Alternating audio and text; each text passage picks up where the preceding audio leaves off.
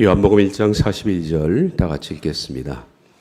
예수께서 보시고 이르시되 네가 요한의 아들 시몬이니 장차 게바라 하리라 하시니라. 게바는 번역하면 베드로라. 아멘.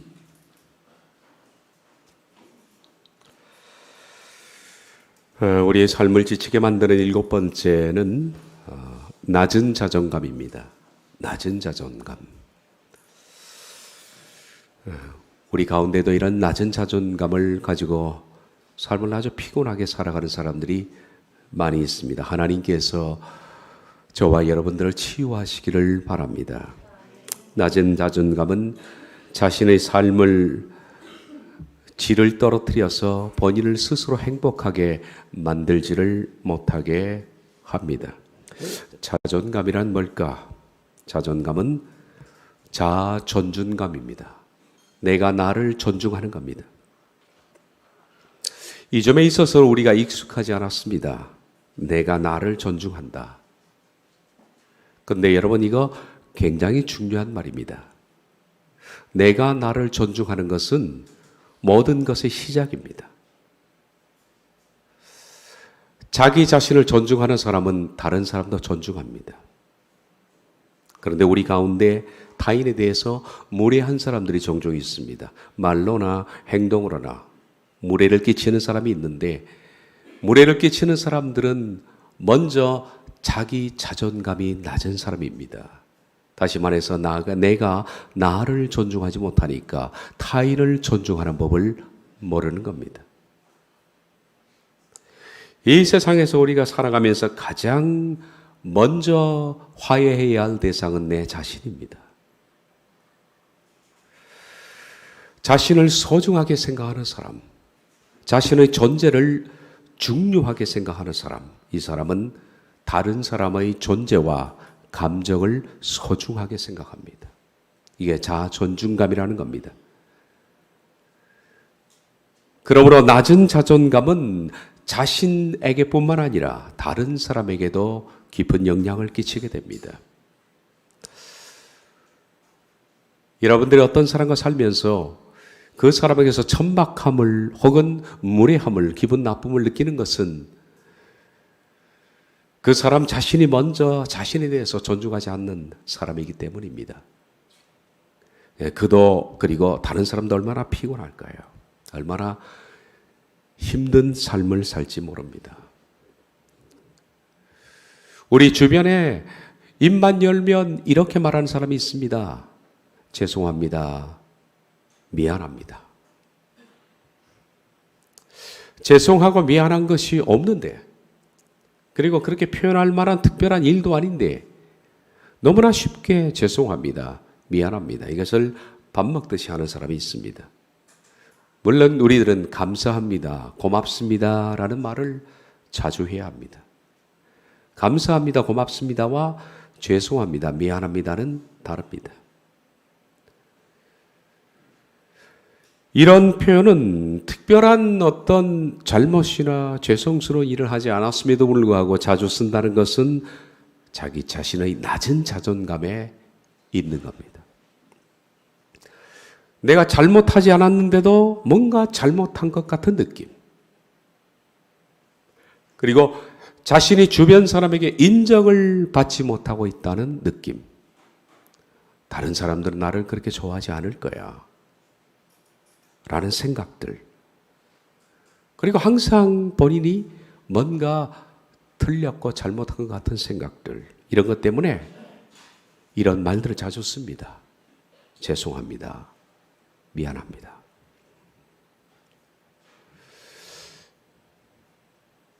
여러분, 자존감이 낮은 사람은 얼마나 행복하지 못할까요? 돈 문제가 아닙니다. 집 문제도 아니고 환경 문제도 아닙니다. 자신에게 먼저 문제입니다. 백과사전에는 자존감을 어떻게 표현하고 있느냐 하면 제가 보니까 잘 표현하고 있었습니다. 자신을 존중하고 사랑하는 마음, 어린 시절 동안의 가족관계가 자존감 발달에 있어서 결정적 역할을 하는 것으로 알려졌다.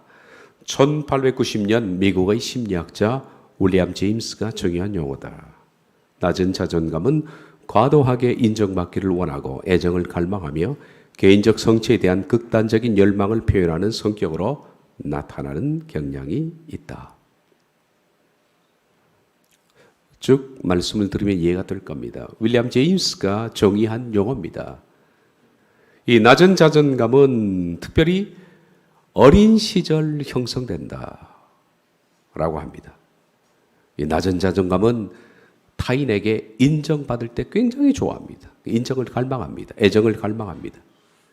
그리고 인정과 애정이 돌아오지 않을 때는 제가 좀 이따 설명하겠습니다만 폭발적으로 사람이 변합니다. 그리고 이런 사람들은 어떤 것을 성취하고자 하는 열망이 굉장히 강합니다. 과도하게 집착을 합니다. 한 군데. 자존감이 낮은 사람일수록 집착이 강합니다. 그런데 높은 사람은 그렇게 집착하지 않습니다.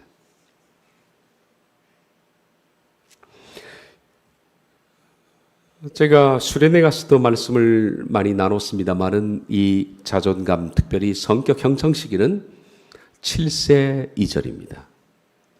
7세 이전을 우리가 뭐라고 부릅니까? 애착기간이라고 부릅니다. 애착기간.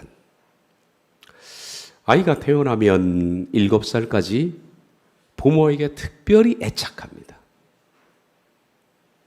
그냥 완전히 붙어서 부모의 모든 것들을 그냥 밀착해서 붙어 있죠. 왜 그럴까요? 하나님이 그렇게 만드신 부분입니다.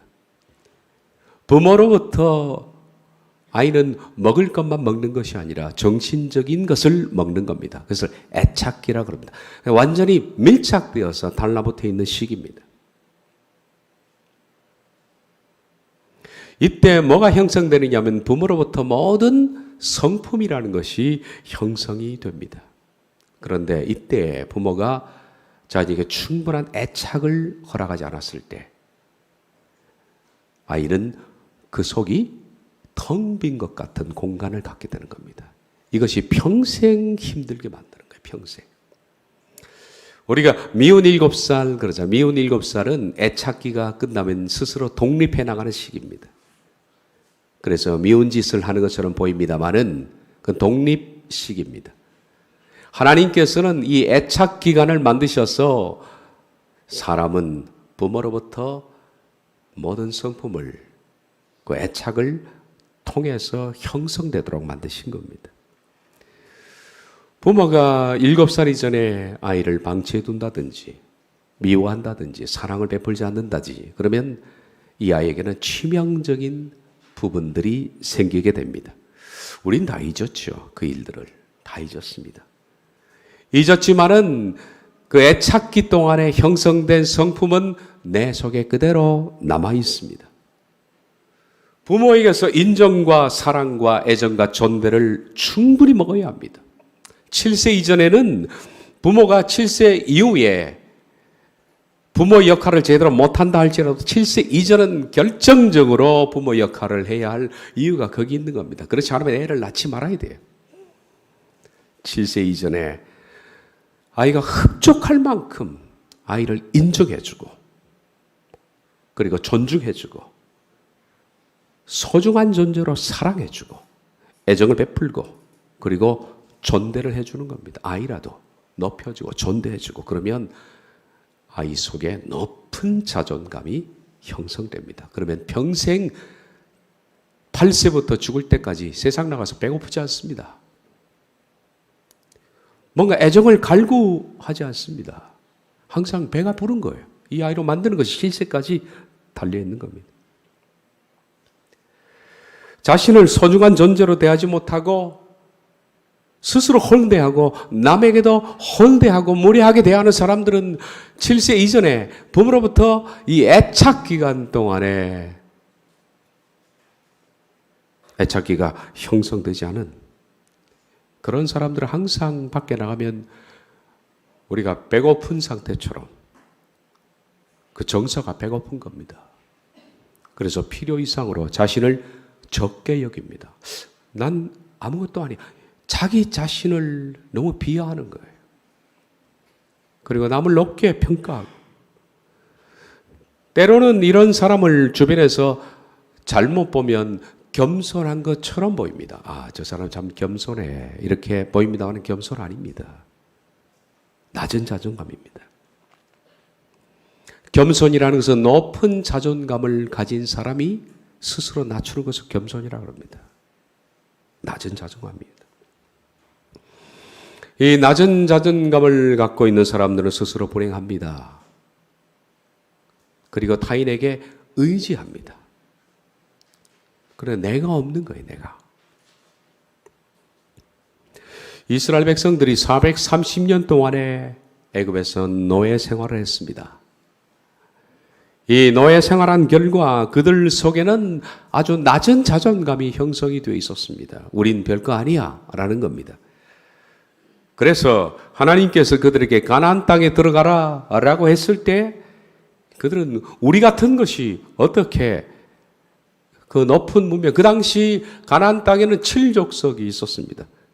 우리가 잘 아는 대로 그 가운데 헷 족속이 있습니다. 헷타이트 족속은 이 세상에서 철기 문화를 제일 먼저 만든 족속이라 우리가 그렇게 세계사에서 배웠습니다. 우리가 가나안 땅 7족속 하니까 우습게 여기지만 그 당시 문명이 가장 뛰어난 지역이 가나안 땅이었습니다. 거기에 들어가라 그러니까 그럽니다. 우리 같은 것들이 뭘 거길 들어갑니까? 하나님 자신 없습니다. 정탐꾼을 보냅시다. 하나님이 허락하셨습니다. 그래서 각 지파에서 한 명씩 뽑아서 12 정탐꾼이 들어갔습니다. 그걸 정탐하면 뭐합니까? 이미 그 속에는 낮은 자존감이 형성이 되어 있는데 갔다 와서 하는 말을 보면 거기서 네피림 후손이 나낙 자손의 거인들을 보았나니 우리는 스스로 보기에도 메뚜기 같으니 그들이 보기에도 그와 같았을 것이다. 이런 자존감을 갖고 사는 사람이 참 불행합니다. 겸손 아니죠, 이건. 내가 스스로 나를 너무 작게 보는 겁니다. 미천하게 보는 겁니다. 이런 낮은 자존감을 갖고 사니까 내 손에 있는 것들이 행복하지 않은 거예요. 자꾸 남의 손의 것을 보는 거죠. 남의 집을 보고 남의 가정을 보고 정작 내 것은 못 보는 겁니다. 나는 다 형편없이 보이니까. 나는 항상 작아 보이고 메뚜기처럼 보이고 상대는 커 보이는 이 심리, 이 불행한 심리입니다. 그래서 낮은 자존감을 가진 사람들은 항상 내게서 행복을 찾는 것이 아니라 상대에게서 행복을 찾는 겁니다. 상대에게서. 이런 사람들의 행복은 누가 결정하느냐 하면 주변 사람이 결정해 줍니다. 내가 결정하는 것이 아니라. 주변 사람이 어느 날 나를 인정해 줍니다. 참 좋은 사람입니다. 참 신앙이 좋은 사람입니다. 어떻게 그렇게 아름답습니까? 라는 말을 해주면 기분이 좋은 거예요. 살맛이 나는 겁니다. 누가 나에게 애정을 표현하면 살맛이 나는 거예요. 기분이 좋은 거예요. 막 드는 거예요. 그러다가 주변 사람이 냉대하거나 싸늘해지거나 반응이 없으면 불안하고 그리고 불행을 느낍니다. 한없이 불안합니다. 내 존재가 없는 것 같아요. 살맛이 없는 것 같아요. 그래서 낮은 자존감을 가진 사람들 항상 주변 사람에게 애정을 구하고 사랑을 구합니다. 그게 오지 않았을 때는 그를 비판합니다. 그러니까 내 행복은 누가 결정을 해주느냐? 주변 사람이 결정을 해줍니다. 얼마나 이게 힘든 일입니까, 여러분? 우리 주변 사람 뭐 믿을 게 있다고. 또 그 사람이 뭘 한마디 던져준 것에 내 인생이 그렇게 기쁘고 슬프고 그렇게. 이거 참 이게 불행한 겁니다. 앞서 말했던 것처럼 이 자존감의 형성은 7살 이전 애착기에 거의 90%가 결정이 된다고 합니다. 우린 자존감, 이것은 인간적으로는 이미 결정됐습니다, 우리들은. 결정된 사람들이 여기 모여 있는 겁니다. 그 시기에 부모와의 관계 속에서 자존감의 높고 낮음이 결정되는데 부모가 얼마나 우리를 사랑했고 우리를 배려했고 그리고 인격적으로 우리를 높여줬고 그러면 높은 자존감이 형성돼서 8세 이후로부터 죽을 때까지 살아가면서 실제적으로 인생의 별 가진 것도 없는데 별 배운 것도 없는데 사람이 꼿꼿하고 당당합니다. 왜 그럴까요? 저 사람 뭔가 아무것도 없는데 왜 저리 당당해? 높은 자존감 때문에 그렇습니다. 저 사람 왜 이렇게 자기를 숙이고 다녀? 낮기 때문에. 한 번 배고픔이 형성되면요, 이게 평생 갑니다. 평생. 마치 야구에 비유할 수 있는데 타자가 홈런을 치고 1루, 2루, 3루 베이스를 밟고 들어와서 홈을 받습니다. 근데 예전에 보니까 어떤 타자가 2루 베이스를 너무 기뻐서 촐싹거리다가 1루를 밟고 2루에서 막 손 들고 까불다가 2루를 안 밟았어요. 자기는 밟은 줄 알았는데. 그 3루 밟고 홈 밟고 했는데 주심이 아웃이었습니다. 두고 2루가 생각나는 거예요. 왜 안 밟았을까? 낮은 자존감을 가진 사람은 두고 속이 허전한 거예요. 7세 이전에 형성된 낮은 자존감 때문에 인생이 항상 허전한 거예요. 항상. 2루 알바물 똑같습니다. 어른이 되어서도 항상 허전합니다. 그 시절의 공간이 비어있고 사막처럼 찬바람이 부는 겁니다. 이 자존감은 7세 이전에 형성되기 때문에 성인이 되어서 자존감이 회복된다는 것은 거의 불가능에 가깝습니다. 아니, 불가능합니다. 성인이 되어서 어떻게 7세 이전 돌아갑니까? 불가능합니다. 자존감이 회복되는 것은 충분한 그 사람에게 신뢰, 사랑, 그리고 존경 이런 것들이 밀려 들어왔을 때 형성되는 것인데 7세 이전에 형성 안 되면 기회는 몇 번 더 있겠죠. 예를 들어서 그가 사랑하는 사람을 만났다. 그러면 사랑하는 사람이 그에게 신뢰를 보내고 충분히 사랑을 보내고 존중을 하면 어느 정도 회복은 조금 됩니다. 결혼하게 되면요. 사랑하게 되면 좀 회복됩니다. 그러나 그게 부부간에 부모처럼 회복이 되는 것은 불가능합니다. 그런데 여러분 희망이 있다. 제가 서론이 좀 길어서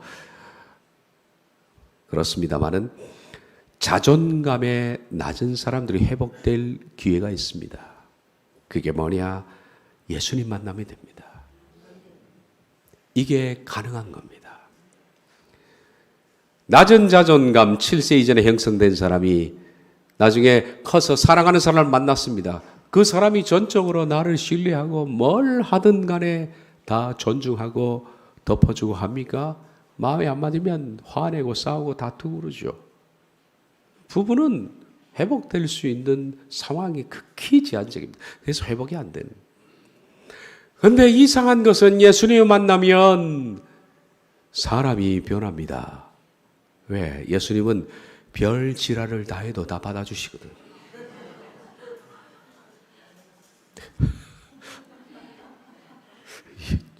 욕 같아서 죄송합니다. 네, 사실입니다. 별 시덥지 않는 인간이 와서 별 지랄을 하고 별 소리를 다 해도 예수님이 다 안아주십니다. 사랑해.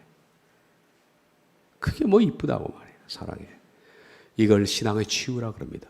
그래서 예수님을 머리로 만난 사람들은 낮은 자존감이 회복이 안 됩니다. 예수님이 정말 삶으로 만나고 가슴으로 만나서 예수님이 정말 존재와 존재로 사랑의 관계로 만나게 되면 7세 이전에 파괴된 낮은 자존감도 회복이 되더라. 회복이 되더라. 희한한 일이죠. 회복이 됩니다. 베드로가 그 케이스입니다, 여러분. 베드로가. 바울이도 그 케이스입니다. 베드로와 이 바울 같은 사람은 예수님 안 만났으면 절대 회복될 사람이 아닙니다. 근데 예수님 만나서 이 두 사람이, 아니 앞으로 우리 많은 사람들이 회복이 되는 겁니다. 야복 1장 42절에 보면 예수님께서 말씀하십니다. 네가 요한의 아들 시몬이니 장차 게바라 하리라. 예수님께서 처음 베드로를 만나시고 그에게 하신 말씀이 이 말씀입니다. 원래 베드로의 이름은 시몬이죠. 시므온 이름 똑같습니다. 물론 이름대로 되는 것이 법칙이 아닙니다만은 어찌 이름하고 이 사람하고 똑같이 닮았는지 모릅니다. 갈대라는 뜻입니다. 갈대. 참 요동이 심합니다. 갈대는 흔들리는 것이 자기가 결정하는 것이 아닙니다. 바람에 따라서 흔들립니다. 누가 사랑해 주면 꼬리 흔들고, 누가 미워하면 손 흔들고, 뭐 흔들리는 사람이에요. 요동이 심한 사람, 감정적 요동이 심한 사람, 의지적 요동이 심한 사람.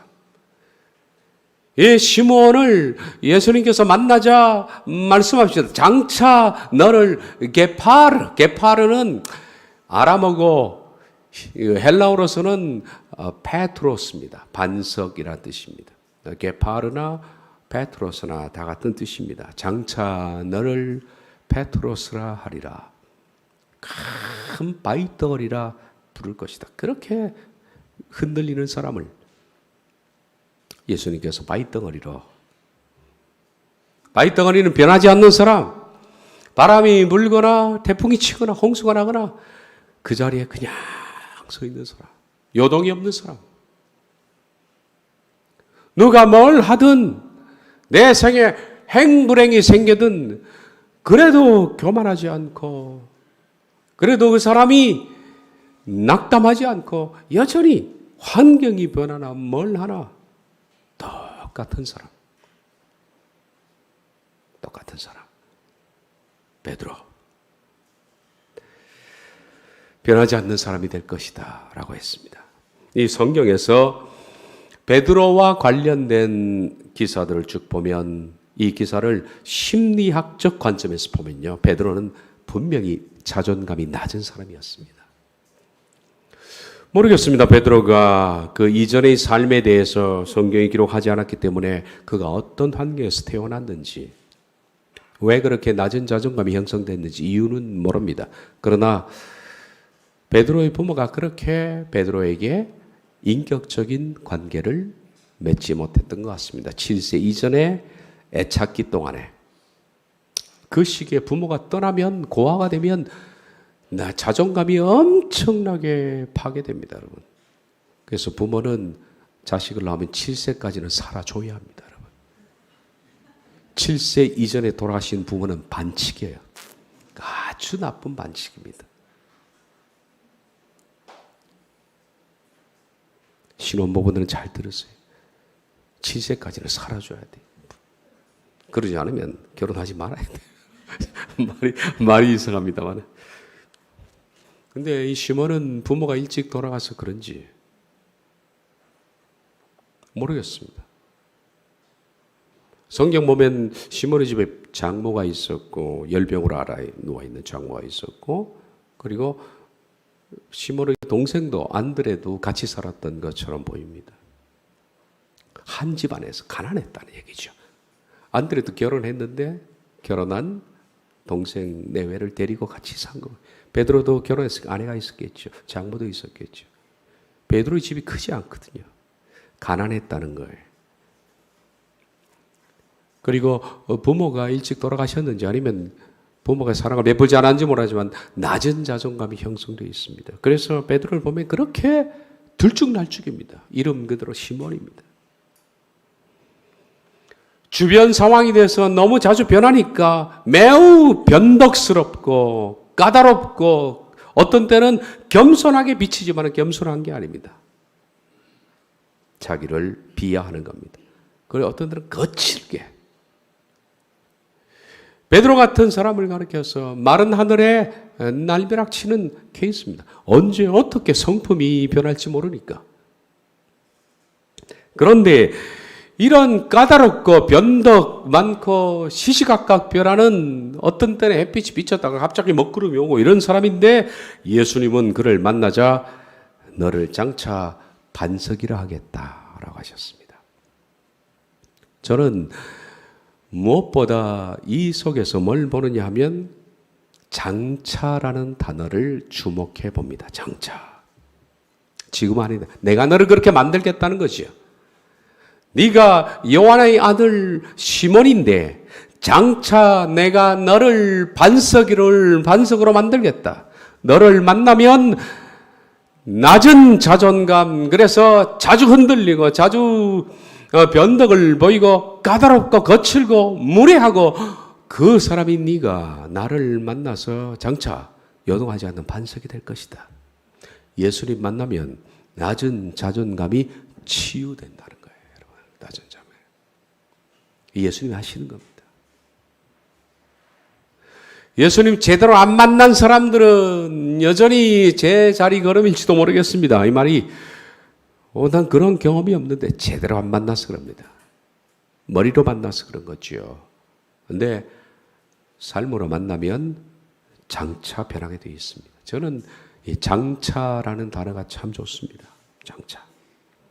우리 모두에게 소망을 주는 단어죠. 베드로뿐만 아니라 우리 모두가 장차, 이렇게 상처투성이, 이렇게 낮은 자존감, 이 사람을 예수님께서 우리를, 부모가 자녀에게 베풀어주지 못해서 그 애착기 동안에 자녀가 충분히 낮은 자존감을, 높은 자존감을 갖지 못했던 그 자녀가 예수님 만나서 제2 애착기를 형성해서, 처음 우리가 예수님 만나고 얼마나 좋은지 애착기가 형성되잖아요. 부모가 자녀의 7세 이전에 애착기를 형성하듯이.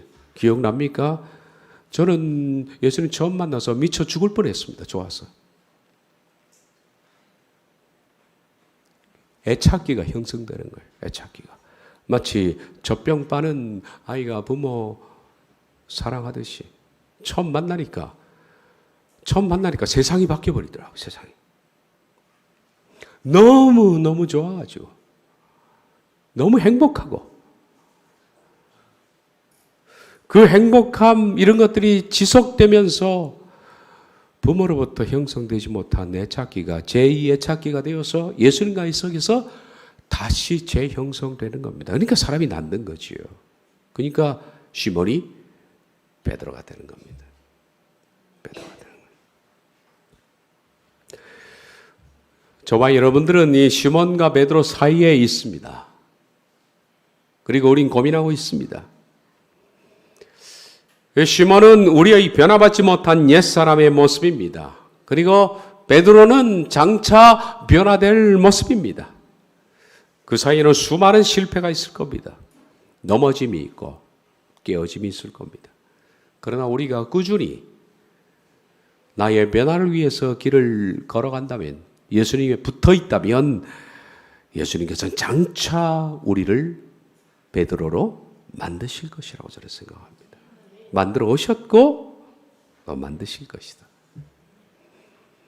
장차는 누가 결정하는 단어냐 하면, 우리가 예수님께 붙어 있다면 그분이 하시겠다는 겁니다. 장차 너를 베드로로 만들겠다 하시는, 그건 주님의 역할입니다. 주님은 우리를 마치 아무 모양도 없는 그냥 못생긴 돌덩어리 하나를 갖고, 장차 내가 이걸 찍어서 멋진 조각 작품을 만들겠다 라고 하시면서 지금 시몬이라는 사람에게 정과 망치를 들고 조각하시겠다 그렇게 말씀합니다. 내가 고칠 것이다. 새롭게 할 것이다. 사람 만들 것이다. 하나님의 백성 만들 것이다는 선언입니다. 그래서 저는 이 야복음 1장 41절에서 제일 좋은 단어가 장차입니다. 장차. 이 단어만큼 좋은 단어가 없습니다. 베드로의 성격은 낮은 자존감을 갖고 있어서 충동적입니다. 불쑥불쑥 튀어나와요. 충동적이고 성급하고 경솔하고 무모하고, 그리고 지나칠 정도로 열정적이고, 어떤 때는 굉장히 명랑하고, 어떤 때는 굉장히 민감하고 이 다 전부 낮은 자존감에서 오는 겁니다. 낮은 자존감은 자기 컨트롤이 안 되니까 갑자기 충동적입니다. 성급합니다. 무례합니다. 경솔합니다. 그리고 누가 조금만 친절을 베풀고 뭐 좀 잘한다 그러면 그냥 자기 목숨까지 내던질 정도로 열정적입니다. 그래서 순교하는 사람들 가운데 낮은 자존감이 많이 있습니다. 실은. 지나치게 열정적입니다. 그리고 어떤 때는 굉장히 명랑했다가 어떤 때는 굉장히 우울합니다. 그리고 너무 예민해요. 주변 반응에 예민하다 보니까. 한마디로 베드로의 성품이 역삼각형입니다. 얼마나 불안합니까? 역삼각형. 건드리면 흔들흔들하잖아요. 이게 낮은 자존감이, 높은 자존감은 삼각형이 정삼각형으로 구도가 바뀌는 겁니다. 역삼각형. 뾰족한 것이 위로 올라가고 넓은 것이 내려오는, 이게 치유라 그렇게 부릅니다. 치유. 도형으로 따지면 치유는 그런 겁니다. 그래서 밀어도 흔들리지 않는, 여동하지 않는. 그래서 정삼각형 구도를 갖는 성품. 이걸 장차 예수님께서 만들 것이다. 어떤 사람은 이 베드로의 성격을 아주 멋진 말로 잘 표현했습니다. 갈릴리 바다를 가장 많이 닮은 사람이다 라고 표현했는데 저는 표현이 참 맞다라고 생각합니다. 베드로가 평생 어부 생활하면서 거기를 낚아올렸던 그 갈릴리 호수와 자신의 성품이 너무 많이 닮아 있다라는 겁니다. 이 갈릴리 호수는 지중해 바다보다 수면이 208m 낮은 지역입니다. 그 지중해 바다보다 208m가 낮으니까 웅덩이죠. 그리고 갈릴리 호수 주변으로 뭐가 있냐면 큰 산들이 뺑 둘러 있습니다. 여기서 이스라엘 쪽에서 바로 맞은편, 정 맞은편이 요르단 지역인데 요르단 지역까지 쭉 돌아보면 전부 산으로 다 둘러져 있습니다. 그러니까 꼭 세수대야처럼 생긴 게 갈릴리 호수입니다. 그런데 그러다 보니까 이 갈릴리 호수는 기후가 어떻게 변하냐면 산 기후에 따라서 갈릴리 호수도 그냥 변해버립니다. 아주 잔잔했다가도 산에 바람이 불면 파도가 치기 시작합니다. 급격하게. 그러니까 갈릴리 호수가 평생 거기서 고기를 잡던 어부들도 기후를 가늠하지를 못했던 이유가 바로 그 이유입니다. 베드로가 자기 자신의 성격이 그 모양입니다. 갈릴리 호수를 가장 많이 닮아서 낮은 자존감을 가진 그는 자신이 굳건하지 않기 때문에 자신의 모든 행불행을 누가 결정하느냐 하면 주변이 결정합니다. 조금만 칭찬해도, 그리고 조금만 그 사람을 높여줘도 지나칠 정도로 주를 위해서 죽겠습니다 라고 열정적인 사람이 되었다가 조금만 책망받을 일이 생기면 죽겠다고, 당만 3번 울면 그냥 죽겠다고, 낙심하고 주변 반응에 너무 민감하게 반응하는 베드로. 이 베드로를 보면서 욕해서는 안 됩니다. 얘가. 저거 베드로 왜 저래? 그게 아니라 욕할 문제가 아닙니다. 어릴 때 상처 입은 자, 이거 피해자 아니에요. 피해자예요. 그렇기 때문에 그렇게 나타나는 겁니다. 자존감에 대해서 좀 더 말씀드리면 자존심과 자존감은 어떻게 다를까? 굳이 표현하자면 자신감은 두 가지인데 우리가 어떤 일에서 자기 자신을 갖는 거죠. 근데 이 자신감이 내면적 자신감을 가리켜서 자존감이라 그렇게 부릅니다. 자존감. 근데 외면적 자신감 뭡니까? 키가 크거나 외모가 뛰어나거나 학벌이 능력 있고 가문 또 체력, 재력, 신분, 권력 이런 것이 있을 때 사람이 어깨에 힘이 들어가죠. 이런 사람이야 이러잖아요. 이게 외면적 자신감이라 그렇게 부릅니다. 내면적 자신감은 자신의 마음에서 오는 겁니다. 누가 형성한다? 7세 이전에 거의 90%가 형성되는 겁니다. 이 내면적 자신감을 가리켜서 자존감, 자존중감이라 그렇게 부릅니다. 여러분 한번 비교해 봅시다. 이 화면 그대로 놔두고요. 사람에 따라서 다 다른데 외면적 자신감이 높은 사람이 내면적 자신감이 없을 때 어떤 사람이 될까요? 다시 말해서 키나 학벌이나 능력이나 가문이나 체력이나 이런 것들은 다 뛰어납니다. 그런데 종종 이런 큰 좋은 환경 속에 자라지만은 어릴 때 잘못 형성되어서 내면적 자신감이 없는 사람이 있습니다. 자존감이 낮은 사람이 있어요. 이런 사람 어떤 사람이 될까? 이런 사람이 소위 갑질을 하는 거예요. 갑질을. 내가 누군지 알아. 그러고 갑질을 하는 거예요. 그리고 굉장히 교만하고 남을 무시하고 막 그런 거예요. 그래야 자기가 사는 거예요. 그런데 외면적 자신감도 없고 그리고 내적인 자신감, 내면적 자신감, 자존감이라고 그랬죠. 이거 둘 다 없는 사람은 어떻게 될까요? 둘 다 없으면 비굴해집니다. 사람이 비굴합니다. 그리고 뭔가 위축되어 있습니다. 쪼그라 붙어 있어요. 그런데 그걸로 끝이 아닙니다. 그 속에는 폭력성이 내재되어 있습니다. 그러다가 만만하거나 내 모르는 사람 만났다가는 그것이 한번 튀어나오면 이거 갈지마오야.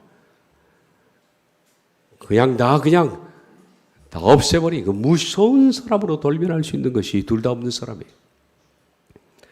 그럼 외면적 자신감은 없으나 내면적 자신감이 강한 사람은 어떤 사람일까요? 이 사람은 정말로 냉면 먹고 나오면서 이쑤시개 꼽는 사람이죠. 이 사람은. 이 사람 왜 가진 것도 없는데 왜 그렇게 당당해? 없는데 왜 그렇게 위축되지도 않고 다만 불편한 게 하나 있어요. 이 사람은 행복감이 굉장히 높습니다. 불편한 건 같이 사는 사람이 너무 불편해. 가진 게 없는데 기만 살아가지고 불편해요. 네 번째, 외면적 자신감, 내면적 자신감 둘 다 있는 사람. 야, 이런 사람 만나기 참 힘들죠. 결혼 1순위. 근데 누가 이런 사람을 만납니까? 거의 없는데. 그 TV 속에서만 있잖아요. 없어요. 없어. 만약에 둘 다 있는 사람이 있으면 겸손하면서도 당당합니다. 무리하지 않고 겸손하면서도 당당. 정말 이상적인 사람인데 이런 사람 거의 없다는 게 문제입니다. 이 네 가지 가운데 한 가지만 택하라 그러면 여러분 어떤 걸 택하고 싶을까요? 돈 많고 비굴한 거? 뭐 가져가십시오. 저는 세 번째를 택하겠습니다. 비록 같이 사는 사람이 좀 힘들어도 외면적 자신감은 없으나 내면적 자신감이 높은 당당한 사람. 바울이 그 사람입니다. 바로 바울이 그런 사람. 그리고 베드로가 그런 사람. 예수님께서 장차 너를 개바로 하리라 하고 예수님이 만드시고자 했던 것이 바로 그 세 번째예요. 세 번째. 외면적 자신감은 좀 떨어지나 장차 너는 이 세상에 누구도 어찌할 수 없는 당당한 사람을 만들 것이다. 바울도 그 사람이 된 겁니다. 그래 우리 네 번째 이것저것 다 있는 사람 이거 하나님 만들고 싶은 사람도 아닌 것 같은 거. 세 번째를 택하는 게 좋을 거 아니에요. 바울은 한때는 외면적 자신감이 높은 사람이었습니다. 왜냐하면 바울이 딱 하나 외면에서 떨어지는 것이 뭐냐면 키하고 인물입니다. 바울은 키가 작았어요. 그리고 바울이 머리가 벗어졌습니다. 대머리입니다.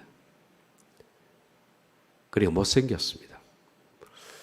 바울이 누구 닮았는지 알고 싶으면 옛날 파파 스머프라는 만화가 있는데 거기에 가가멜이라는 주인공이 나오죠. 가가멜 닮았다라고 생각합니다. 매부리 코에 대머리에 딱 가가멜을 보면 저거 바울이야. 천국 가면 가가멜 딱 보면 혹시 가가멜이 뭔지 물어봐 찾아보시고 말씀 끝나고. 바울이 참 못났습니다. 그렇지만 바울에게는 뭐가 있었냐면 바울에게는 굉장히 뛰어난 학문성이 있었습니다. 그리고 타인에게 존경을 받았고 지식은 대단했습니다. 그런데 이마저도 바울은 예수님 만나고 어떻게 해서 배설물로 여긴다. 다 버려버렸습니다. 그러니까 바울에게는 외면적 자신감이 아무것도 없었습니다. 바울은 뭘로 살았냐? 속된 말로 똥배짱 하나로 산 사람입니다. 내면적 자신감이 뛰어난 겁니다. 어찌할 수가 없는 겁니다. 왜?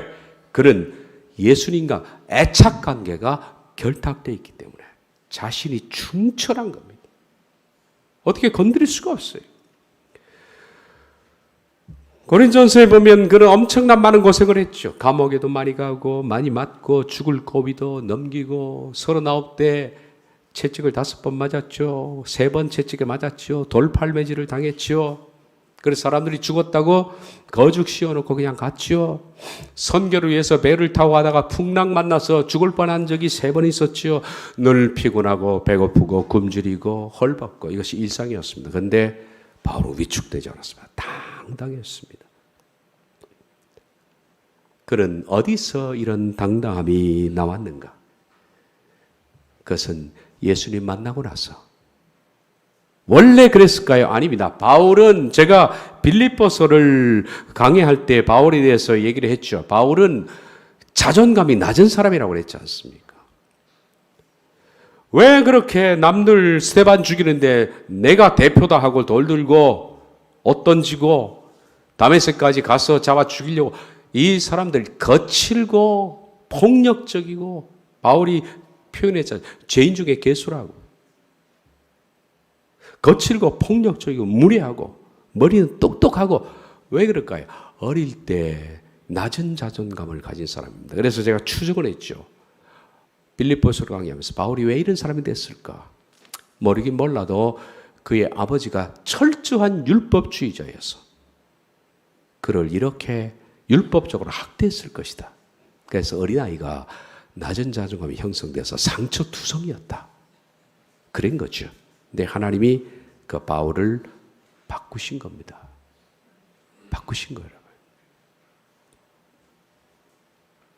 참으로 이상한 일입니다.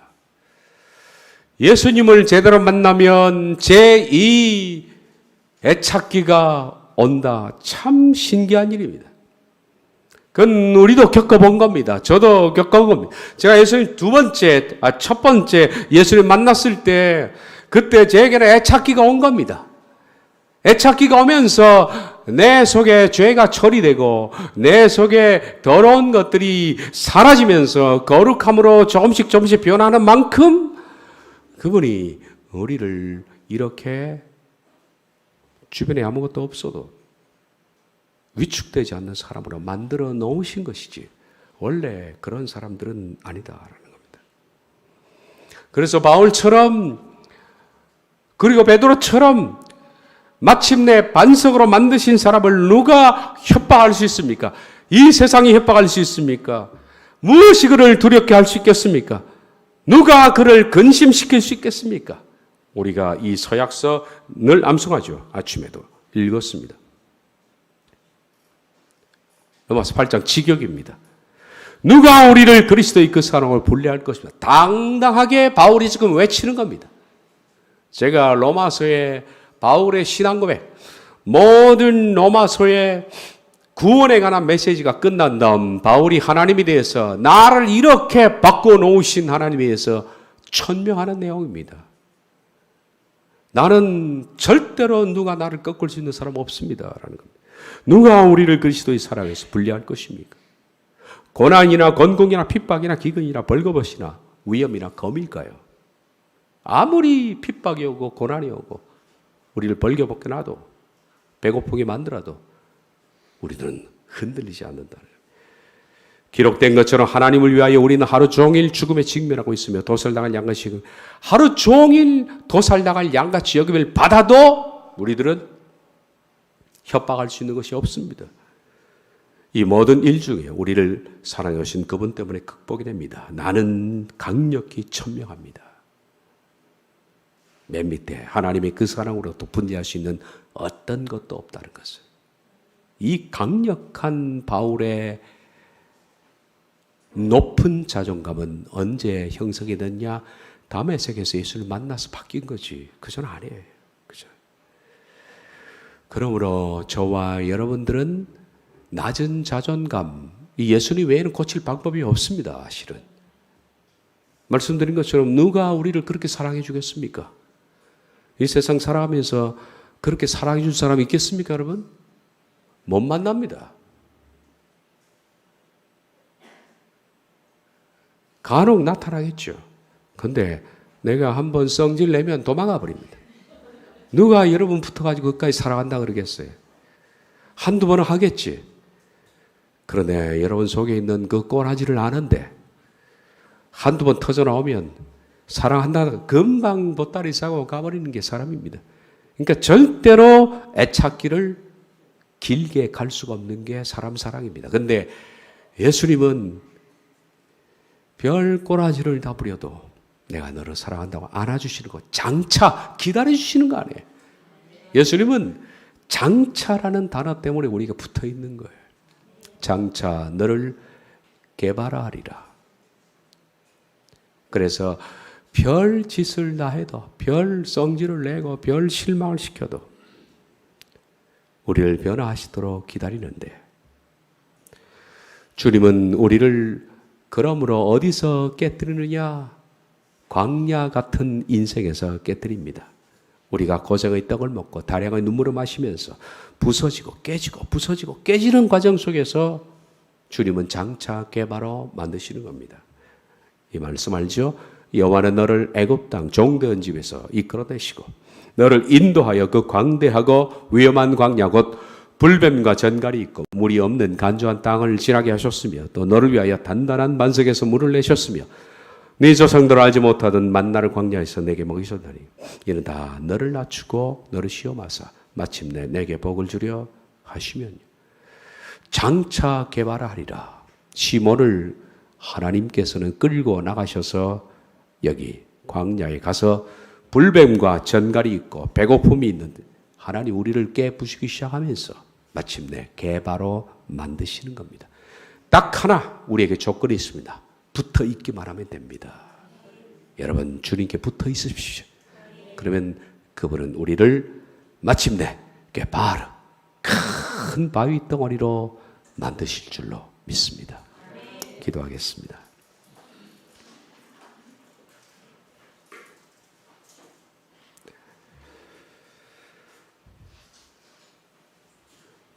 네가 요한의 아들 시몬이라 내가 너를 장차 개발하리라. 이 말씀이 정말 우리에게 희망이 됩니다. 이 말씀을 내 마음속에 담아갑니다. 나도 그렇게 만들어 가시겠죠, 주님. 장차 개발로 빚으실 주님을 찬양합니다. 우리를 상처 입은 우리를 고쳐주시옵소서. 그래 그리스도의 변하지 않는 군사가 되게 해 주옵소서. 예수님의 이름으로 기도하옵나이다. 아멘.